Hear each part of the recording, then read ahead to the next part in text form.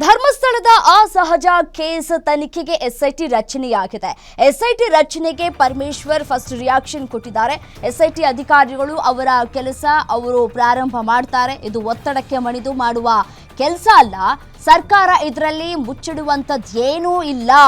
ಬೆಂಗಳೂರಿನಲ್ಲಿ ಗೃಹ ಸಚಿವ ಡಾಕ್ಟರ್ ಜಿ ಪರಮೇಶ್ವರ್ ಹೇಳಿಕೆಯನ್ನ ಕೊಟ್ಟಿದ್ದಾರೆ. ಯಾವುದೇ ಒತ್ತಡಕ್ಕೂ ನಾವು ಮಣಿದಿಲ್ಲ. ಎಸ್ಐಟಿ ತನಿಖೆಗೆ ಆದೇಶವನ್ನ ಹೊರಡಿಸಿದ್ದೇವೆ.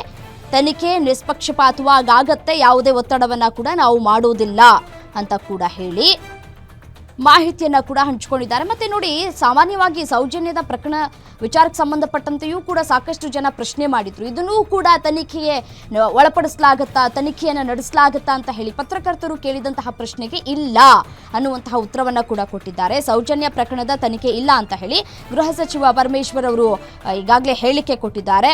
ನೋಡಿ, ಎಸ್ಐಟಿ ಏನು ರಚನೆ ಮಾಡ್ತಾ ಇದೀವೋ ಅವರು ಕೆಲಸ ಪ್ರಾರಂಭ ಮಾಡ್ತಾರೆ. ಒತ್ತಡದ ಪ್ರಶ್ನೆ ಇಲ್ಲ, ಒತ್ತಡಕ್ಕೆ ಮಣಿದು ಮಾಡುವಂತಹ ಕೆಲಸ ಇದಲ್ಲ. ಅಲ್ಲಿನ ಸಾಧಕ ಬಾಧಕ ವಸ್ತುಸ್ಥಿತಿ ನೋಡಿಕೊಂಡು ತೀರ್ಮಾನವನ್ನು ಮಾಡಬೇಕಾಗತ್ತೆ.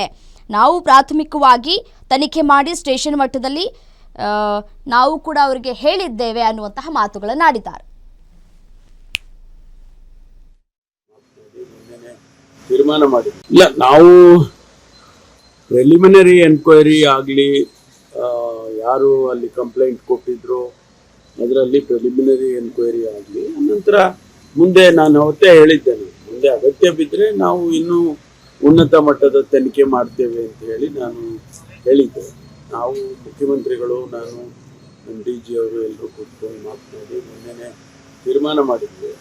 ಆದೇಶವನ್ನು ನಿನ್ನೆ ಹೊರಡಿಸಿದ್ದಾರೆ.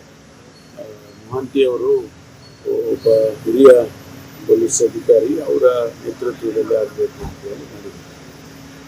ಅದು ತನಿಖೆ ಪ್ರಾರಂಭ ಆಗಿ ತನಿಖೆ ವರದಿ ಅದರ ಡೆವಲಪ್ಮೆಂಟ್ಸನ್ನು ನಾವು ಡಿ ಜಿಗೆ ತಿಳಿಸ್ತಾ ಇರಬೇಕು ಮತ್ತು ಅಂತಿಮ ವರದಿಯನ್ನು ಕೂಡ ಡಿ ಜಿ ಐ ಜಿಗೆ ಸಬ್ಮಿಟ್ ಮಾಡಬೇಕು ಅಂತ ಹೇಳಿ ಹೇಳಿದ್ದಾರೆ.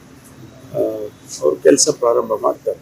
ಇಲ್ಲ, ಒತ್ತಡದ ಪ್ರಶ್ನೆ ಅಲ್ಲ. ನಾವು ಯಾರೋ ಒಂದು ಒತ್ತಡಕ್ಕೆ ಮಣಿದು ಮಾಡುವಂಥದ್ದಲ್ಲ ಇದೆಲ್ಲ. ಅಲ್ಲಿನ ಸಾಧಕ ಬಾಧಕಗಳನ್ನು ನೋಡಿ, ಅಲ್ಲಿ ವಸ್ತುಸ್ಥಿತಿ ಏನಿದೆ ಅಂತೇಳಿ ಅದನ್ನು ನೋಡಿ ಆಮೇಲೆ ತೀರ್ಮಾನ ತಗೋಬೇಕಾಗುತ್ತೆ. ನಾವು ಪ್ರಿಲಿಮಿನರಿಯಾಗಿ ಎನ್ಕ್ವೈರಿ ಮಾಡಿ ಸ್ಟೇಷನ್ ಮಟ್ಟದಲ್ಲಿ ಅಂತ ಹೇಳಿ ನಾವು ತಿಳಿಸಿದ್ದು, ಅದನ್ನು ಅವ್ರು ಮಾಡ್ತಾಯಿದ್ರು. ಜೊತೆಗೆ ಇನ್ನೂ ಹೆಚ್ಚು ರೀತಿಯಲ್ಲಿ ತನಿಖೆ ಆಗಬೇಕು ಅನ್ನೋದೊಂದು ರೀತಿಯಲ್ಲಿ ಸಾರ್ವಜನಿಕವಾಗಿ ಬಂದಂಥ ಅಭಿಪ್ರಾಯಗಳು. ಅದಕ್ಕಾಗಿ ನಾವು ಸರ್ಕಾರ ಇದರಲ್ಲಿ ಮುಚ್ಚಿಡೋ ಅಂಥದ್ದು ಏನಿಲ್ಲ. ಅದಕ್ಕಾಗಿ ನಾವು ತೀರ್ಮಾನ ತಗೊಳ್ಳೋದಕ್ಕೆ ಸ್ವಲ್ಪ ಯೋಚನೆ ಮಾಡಿ ನಾವು ತೀರ್ಮಾನವನ್ನು ತಗೊಂಡಿದ್ದೇವೆ. ಇಲ್ಲ, ನಾವು ಪ್ರಿಲಿಮಿನರಿ ಎನ್ಕ್ವೈರಿ ಆಗಲಿ, ಯಾರು ಅಲ್ಲಿ ಕಂಪ್ಲೇಂಟ್ ಕೊಟ್ಟಿದ್ರು ಅದರಲ್ಲಿ ಪ್ರಿಲಿಮಿನರಿ ಎನ್ಕ್ವೈರಿ ಆಗಲಿ, ನಂತರ ಮುಂದೆ ನಾನು ಅವತ್ತೇ ಹೇಳಿದ್ದೇನೆ, ಮುಂದೆ ಅಗತ್ಯ ಬಿದ್ದರೆ ನಾವು ಇನ್ನೂ ಉನ್ನತ ಮಟ್ಟದ ತನಿಖೆ ಮಾಡ್ತೇವೆ ಅಂತ ಹೇಳಿ ನಾನು ಹೇಳಿದ್ದೆ. ನಾವು ಮುಖ್ಯಮಂತ್ರಿಗಳು, ನಾನು ನಮ್ಮ ಡಿ ಜಿ ಅವರು ಎಲ್ಲರೂ ಕೂತ್ಕೊಂಡು ಮಾತನಾಡಿ ನಿನ್ನೆ ತೀರ್ಮಾನ ಮಾಡಿದ್ವಿ. ಆದೇಶವನ್ನು ನಿನ್ನೆ ಹೊರಡಿಸಿದ್ದಾರೆ. ಮಹಾಂತಿಯವರು ಒಬ್ಬ ಹಿರಿಯ ಪೊಲೀಸ್ ಅಧಿಕಾರಿ, ಅವರ ನೇತೃತ್ವದಲ್ಲಿ ಆಗಬೇಕು ಅಂತ ಹೇಳಿ ಮಾಡಿದ್ರು.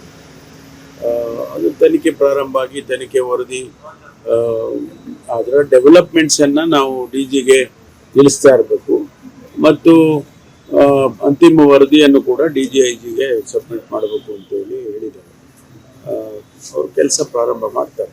ಇಲ್ಲ, ಒತ್ತಡದ ಪ್ರಶ್ನೆ ಅಲ್ಲ. ನಾವು ಯಾರೋ ಒಂದು ಒತ್ತಡಕ್ಕೆ ಮಣಿದು ಮಾಡುವಂಥದ್ದಲ್ಲ ಇದೆಲ್ಲ. ಅಲ್ಲಿನ ಸಾಧಕ ಬಾಧಕಗಳನ್ನು ನೋಡಿ, ಅಲ್ಲಿ ವಸ್ತುಸ್ಥಿತಿ